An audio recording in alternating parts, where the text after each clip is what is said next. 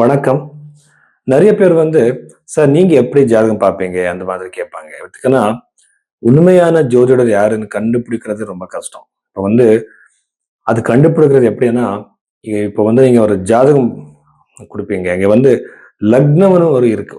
அது இந்த லக்னம் கண்டுபிடிக்கிறது ரொம்ப கஷ்டம். எப்படின்னா, நம்ம பர்த் டைம் சரியா இல்லைன்னா லக்னம் சேஞ்ச் ஆயிடும். ராசி ஒரே ராசியில நெறைய பேர் பொறந்திருப்பாங்க. அது சரியாகாது. ஆனா லக்னம் கரெக்ட்டா இருக்கணும். அதுக்கு பர்த் டைம் ரெக்டிஃபிகேஷன்னு சொல்லுவாங்க. நீங்க குடுத்திருக்கிற டைம் வச்சு உங்க ஜாதகம் சொல்லக்கூடாது. அங்க இருக்கிற அந்த பர்த் டைம் சேஞ்ச் பண்ணி பார்க்கணும். பாஸ்ட்ல நடந்திருக்கிற ஈவெண்ட்ஸை சொல்லி அது மேட்ச் பண்ணணும். ஸோ இந்த மாதிரி பார்த்து தான் நாம ஜாதகத்தை ப்ரெடிக்ஷன்ஸ் கொடுக்கணும். சரிங்களா? நெறைய பேர் நெறைய அஸ்ட்ராலஜர்ஸ் அவருக்கு இது தெரியாது. அவர் இது பண்ண மாட்டாங்க. ரொம்ப சீக்கிரமா எத்தனை பேரோட ஜாதகம் கொடுத்தாலும் கூட அவர் 5 மினிட்ஸ்ல 10 மினிட்ஸ்ல சொல்லிடுவாங்க. அது நீங்க நம்பக்கூடாது. ஒரு ஹாரோஸ்கோப் மேல நம்ம ஒர்க் பண்ணணும். ரொம்ப இம்பார்ட்டன்ட். நான் நெறைய பேர் சார் நீங்க எப்படி ஜாதகம் பார்ப்பீங்கன்னு கேட்பாங்க. அது எப்படின்னா, ஃபர்ஸ்ட் லக்னம் சரியா இருக்கா நீங்க கொடுத்துருக்கிற பர்த் டைமுக்கு மேட்ச் ஆகுது அது நான் ஃபர்ஸ்ட் பார்க்குறேன். செகண்ட் அங்க இருக்கிற ராசியிலிருந்து பாத லக்னம், உபபாத லக்னம், அதுக்கப்புறம் சந்திர லக்னம், சூரியன் எல்லா இடத்துல இருந்து நான் ஒரு ப்ரெடிக்ஷனுக்காக நான் பார்க்குறேன்.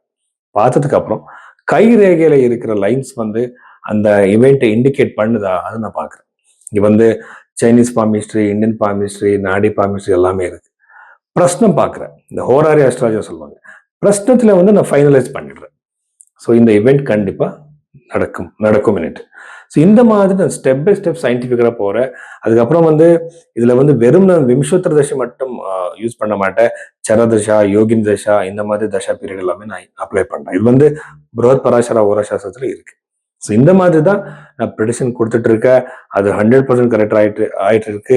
ஸோ அதனால இந்த மாதிரி உங்க ஜாதகம் பார்க்கறதுக்காக நீங்க பைரவி ஆஸ்ட்ரோல இந்த நம்பருக்கு நீங்க கன்சல்டேஷன் புக் பண்ணலாம். கன்னியா ராசி 2026 மார்ச் 8ஆம் தேதிக்கு அப்புறம் இந்த கன்னியா ராசியில பிறந்தவருக்கு என்னென்ன யோகங்கள், விசேஷங்கள், பாசிட்டிவ் நெகட்டிவ் என்னென்ன இருக்கு நாம பார்க்கலாம்.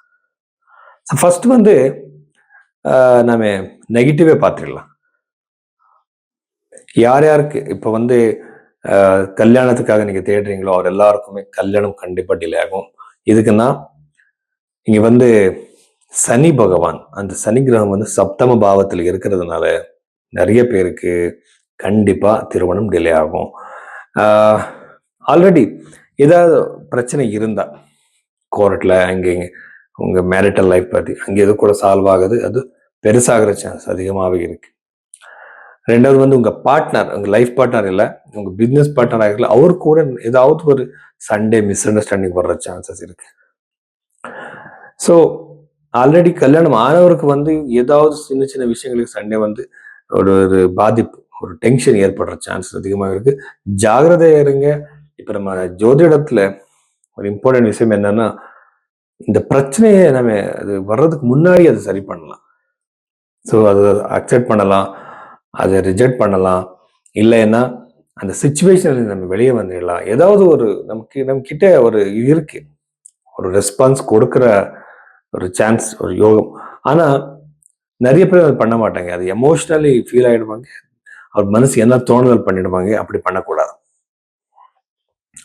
கரியர்ல மிகப்பெரிய சக்சஸ் இருக்கு.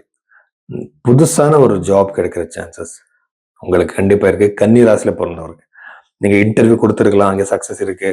புதுசான ஜாப் தேடுறீங்களா, அங்கே சக்சஸ் இருக்கு. இருக்கிற ஜாப் விட்டுட்டு வேற ஜாப் அப்ளை பண்ணிட்டு இருக்கீங்களா, அங்கே சக்சஸ் இருக்கு.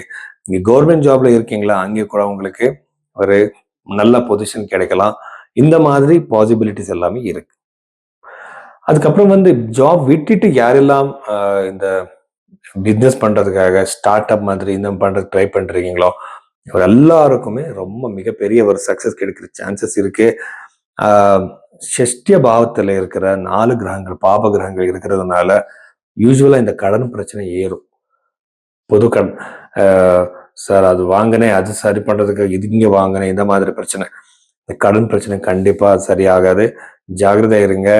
கொஞ்சம் ப்ராக்டிக்கலா யோசிங்க சரி பண்றதுக்காக.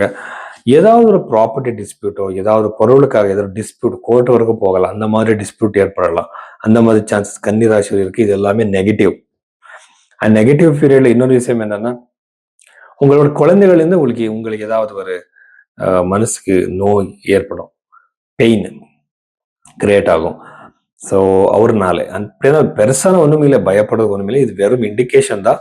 ஆனா அந்த மாதிரி ஒரு சூழ்நிலை ஏற்படும் உங்களுக்கு. சதுர்த்த பாவம் ரொம்ப ரொம்ப ரொம்ப நல்லா இருக்கிறதுனால நீங்க கண்டிப்பா வீடு வாங்கலாம், ப்ராப்பர்ட்டி வாங்கலாம். ப்ராப்பர்ட்டி வாங்குறதுக்கு மனசே இல்லைன்னா இந்த டைம் பீரியட்ல மனசு வரும். இது வாங்குறதுக்காக உங்க தேடி வரும் அந்த ஆஃபர். இந்த மாதிரி சான்சஸ் எல்லாமே இருக்கு. ஸோ இது கன்னி ராசியில பிறந்தவருக்கு.